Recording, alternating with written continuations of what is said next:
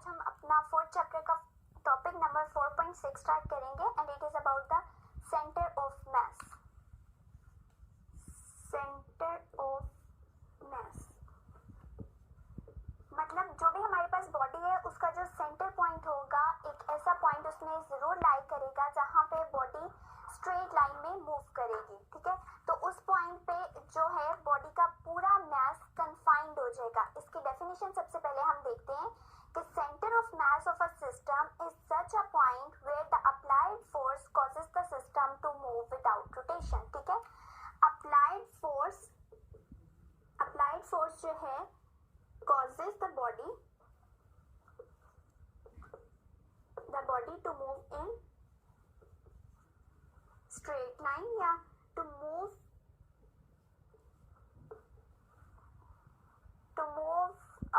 without rotation, ठीक है। Without rotation मतलब वो स्ट्रेट में ही मूव करेगा या सर्कुलर होगा, उसकी रोटेशन नहीं होगी, ठीक है।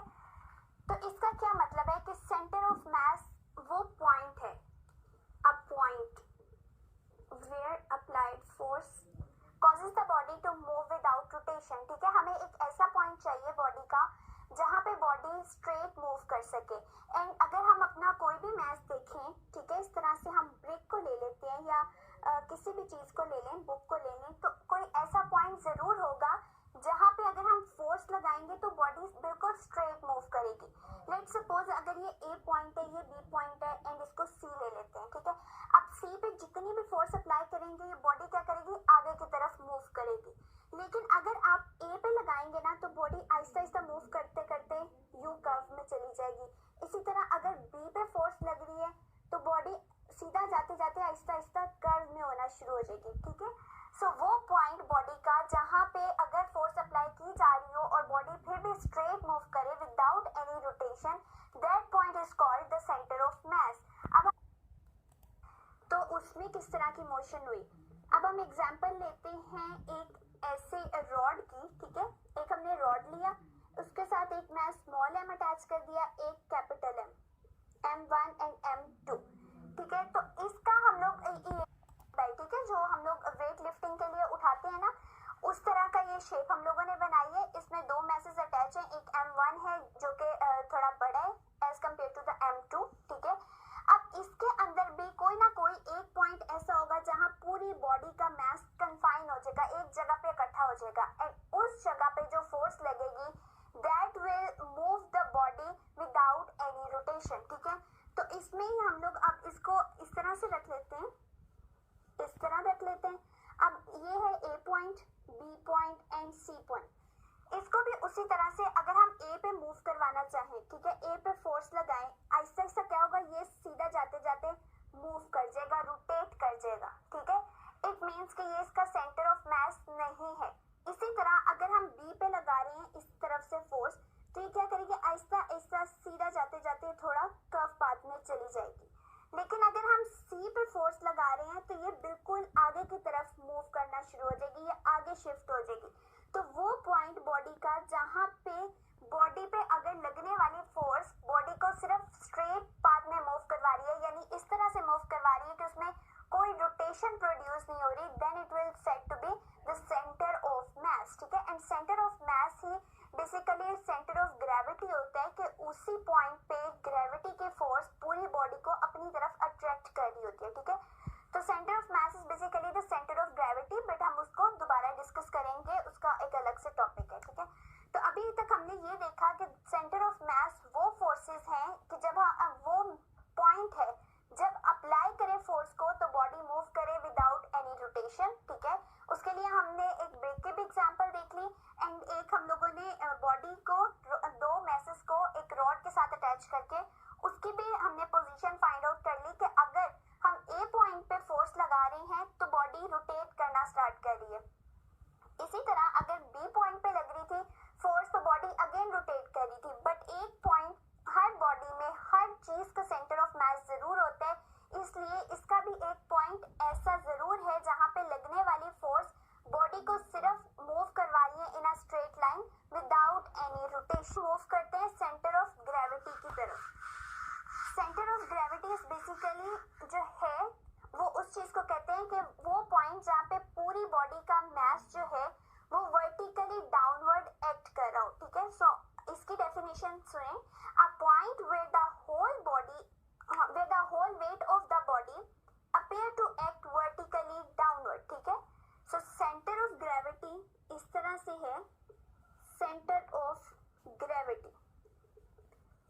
point where the whole weight of body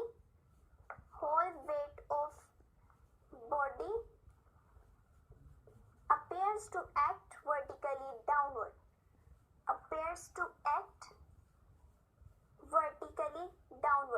मतलब क्या कि जो भी पॉइंट है उस पॉइंट पे पूरी ग्रेविटी की फोर्स लग रही है, मतलब अर्थ उस पॉइंट से बॉडी को अपनी तरफ वर्टिकली डाउनवर्ड अट्रैक्ट करी है, क्योंकि वर्टिकली डाउनवर्ड का क्या मतलब है, नीचे की तरफ बिल्कुल स्ट्रेट। ये बॉडी है, ठीक है, लाइक ये सेंटर ऑफ मास था, इसके ऊपर ग्रेविटी की फोर्स एक्ट कर रही है, ठीक है। सो ये क्या है, वर्टिकली डाउनवर्ड। अब हम इसमें क्या देख रहे हैं कि सेंटर ऑफ मास ही वो पॉइंट है जहां पे पूरी बॉडी का वेट कन्फाइंड था, और उस पे जो फोर्स लग रही है that is the force of gravity, और वो ग्रेविटी की फोर्स जो है वो होल वेट को अपेयर कर रही है कि वो वर्टिकली डाउनवर्ड एक्ट करे। अब हम इसके भी एग्जांपल्स देखते हैं कि सेंटर ऑफ ग्रेविटी को हम किस तरह से फाइंड आउट कर सकते हैं। इसके एग्जांपल्स में हम चेक कर लेते हैं कि एक सिंपल बॉडी अगर हम देखें कोई भी शेप की, ठीक है, अब किसी भी शेप की है, उसका centre of gravity find out करना चाह रहे हैं। अब इस बॉडी के अंदर बहुत ज्यादा पार्टिकल्स हैं, ठीक है, अब उन पार्टिकल्स पे vertically force of gravity act कर रही है इस तरह से। सो सब में क्या हो रहा है कि ये सारी एक दूसरे के पैरेलल आ रही है, ठीक है, ये पैरेलल फोर्सेस आ रही हैं। अब पैरेलल फोर्सेस को ऐड किया जाता है by head to tail rule. Head to tail rule, अगर हम इन सब फोर्सेस का लाइक F1, F2, F3, इन सब फोर्सेस का अगर हम इनको ऐड करेंगे, इनका सम अप लेंगे, तो हमारे पास एक ऐसी रिजल्टेंट फोर्स आएगी, रिजल्टेंट फोर्स, जिसमें क्या होगा कि वहां पे जो बॉडी पूरी एक्ट कर रही है, पूरी जो मास होगा और जो ग्रेविटी के फोर्स उस पॉइंट पे एक्ट करेगी जहां पे इन तमाम फोर्सेस का रिजल्टेंट प्रेजेंट होगा, ठीक है। सो इट मींस कि रिजल्टेंट इधर कहीं पे प्रेजेंट होगा, ये रिजल्टेंट आ गया, ठीक है, इसको RF से मैं रिप्रेजेंट कर रही हूँ कि ये रिजल्टेंट फोर्स है। और रिजल्टेंट फोर्स कहाँ से आई, by adding all the forces, all the vector quantities by using the head to tail rule. अब ये रिजल्टेंट वेक्टर एक वो पॉइंट दे रहा है जहां पे पूरी बॉडी का मास कन्फाइंड भी है, और इसका ये वो फोर्स है जहां पे जो है ग्रेविटी एक्ट करी है, ये वो पॉइंट है, ठीक है। सो हम लोग हर बॉडी का जो है मास होता है, सेंटर ऑफ मास जरूर होता है, उसके ऊपर ग्रेविटी की फोर्स एक्ट कर रही होती है, एंड हर बॉडी के ऊपर जो ग्रेविटी की फोर्स एक्ट कर रही होती है उसका डिफरेंट वे होता है उसको फाइंड आउट करने का। लाइक एक इरेगुलर बॉडी थी जिसके अंदर पार्टिकल्स प्रेजेंट थे, एंड हर पार्टिकल पे downward force of gravity act कर रही थी। जब हमने उनका रिजल्टेंट लिया तो एक पॉइंट ऐसा आ गया जहां पे वो सारी फोर्सेस का रिजल्टेंट प्रेजेंट है, एंड वो पॉइंट एक ऐसा पॉइंट है जहां पे ग्रेविटी एक्ट कर रही है। अब इसी तरह हमने एक इरेगुलर बॉडी की जो है centre of gravity find out किया। हम देखते हैं कि हर बॉडी का centre of gravity find out करने का एक डिफरेंट वे। लाइक अगर सिमेट्रिक बॉडीज को देखें, सिमेट्रिक बॉडीज में क्या आ जाता है, लाइक सर्कल, स्क्वायर, रेक्टेंगल, इस तरह की शेप्स, ये क्या है, एक सिमेट्री है इनमें। अब इसका सर्कल का सेंटर क्या होगा, जो इसका बिल्कुल सेंटर पॉइंट है जहां से ये फॉर्म हुआ है, ठीक है। सो ये इसका रेडियस है, और ये पॉइंट इसका क्या होगा, centre of mass and centre of gravity, क्योंकि यही पॉइंट वो है जहां पे ग्रेविटी की फोर्स एक्ट कर रही है। अब अगर स्क्वायर में देखें तो इसमें लाइन ऑफ इंटरसेक्शन में जो पॉइंट हमें मिलता है that is the centre of gravity, ठीक है, CG is the centre of gravity. इसी तरह से स्क्वायर में भी जो इनका इंटरसेक्शन पॉइंट आएगा लाइंस का, that will give the centre of gravity. So symmetric bodies का अगर हम centre of gravity find out करना चाहते हैं, वो as compare to unsymmetric bodies बहुत इजी है कि उनका जो इंटरसेक्शन ऑफ लाइंस आएगा या इंटरसेक्शन ऑफ मीडियंस आएगा, इसी तरह से सर्कल का जो सेंटर पॉइंट आएगा वो हमें सेंटर ऑफ ग्रेविटी को शो करेंगे। लेकिन अगर हमारे पास हो एक इरेगुलर बॉडी या अनसिमेट्रिक बॉडी, तो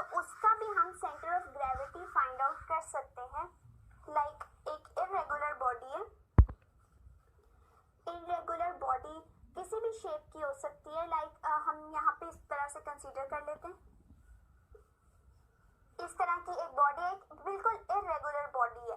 तो इरेगुलर बॉडी का centre of gravity find out करने का तरीका है कि हम प्लम लाइन यूज करें। By using plum line, centre of gravity जो है प्लम लाइन को यूज करके हम फाइंड आउट कर सकते हैं। अब प्लम लाइन में क्या होता है कि एक सिंपल स्ट्रिंग होता है, ठीक है, जिसको एक मैस से अटैच कर दिया जाता है, इसको बॉब कहते हैं, ठीक है। इसको जब अटैच कर देते हैं तो इसमें ये वर्टिकली डाउनवर्ड एक्ट कर रहे हैं, क्योंकि ग्रेविटी के फोर्स जो है वो एक्ट कर रही है W=mg, ये मैस के ऊपर एक्ट कर रही है। अब ये स्ट्रिंग और इस मैस का जो रिलेशन है that is called the plum line. अब इस प्लम लाइन की हेल्प से हम किसी भी इरेगुलर बॉडी की सेंटर ऑफ ग्रेविटी, अब हम उसका एक्सपेरिमेंट देखते हैं कि हम इस बॉडी का सेंटर ऑफ ग्रेविटी किस तरह फाइंड आउट कर सकते हैं। सबसे पहले हम एक पॉइंट लेते हैं, कोई सा भी पॉइंट, ए पॉइंट, ठीक है। उस ए पॉइंट पे हमने एक होल किया, ठीक है, एंड उस होल में से क्या कर दिया, उसको नेल के साथ अटैच कर दिया, नेल में उस पॉइंट को ए को अटैच कर दिया।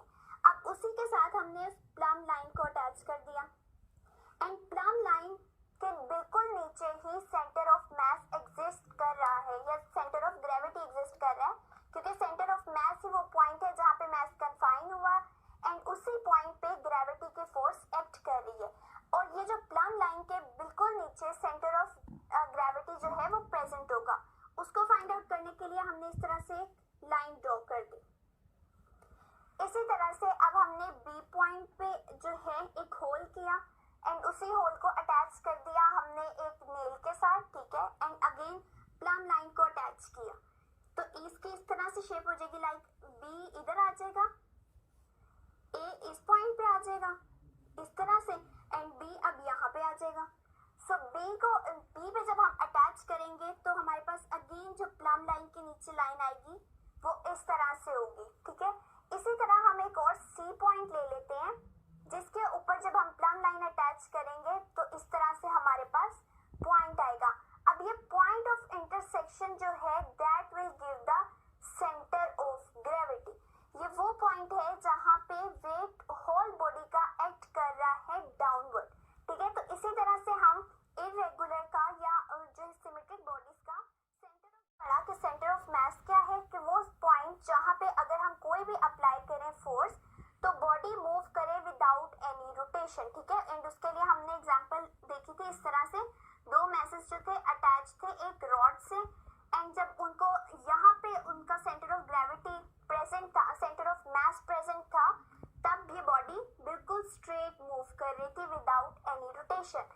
देन हमने पढ़ा सेंटर ऑफ ग्रेविटी क्या है, वो पॉइंट जहाँ पे होल बॉडी का वेट एक्ट कर रहा हो vertically downward, that is called the centre of gravity.